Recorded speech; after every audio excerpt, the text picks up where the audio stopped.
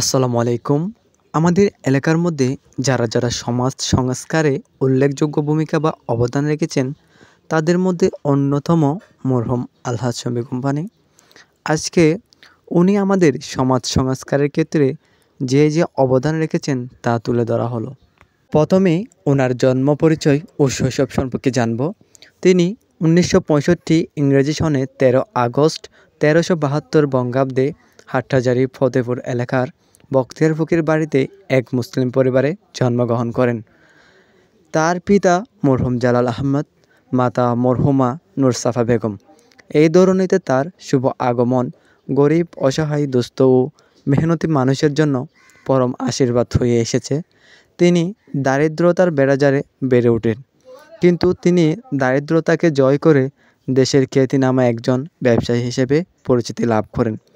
তিনি শৈশবকাল থেকে কঠোর পরিশ্রম ও ত্যাগের মাধ্যমে জীবনে সফলতা নিয়ে আসে। প্রায় 35 বছরেরও বেশি বিদেশে কঠোর পরিশ্রম করে গিয়েছেন তিনি। তার এই সফলতা আমাদের তরুণ সমাজের জন্য একটি উল্লেখযোগ্য উদাহরণ।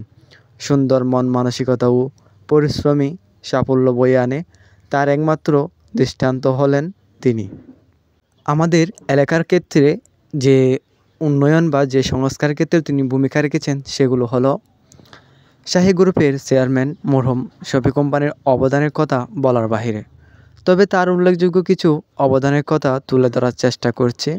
বখতিয়ার ফকির বাড়ি শাহী জামে মসজিদ পুনর্নির্মাণ করার ক্ষেত্রে তার উল্লেখযোগ্য অবদান রয়েছে। তিনি বখতিয়ার ফকির বাড়ি জামে মসজিদকে আধুনিক মডেল মসজিদে রূপায়ণে এলাকার সকলের আর্থিক ও মানসিক সহযোগিতায় গুরুত্বপূর্ণ অবদান রাখেন। মদনহাট এমআই সিনিয়র মাদ্রাসা, মঙ্গলশা জামে মসজিদ, বখতিয়ার ফকির বাড়ির সড়ক ও মসজিদের পাকা ঘাট নির্মাণে তার উল্লেখযোগ্য অবদান রয়েছে।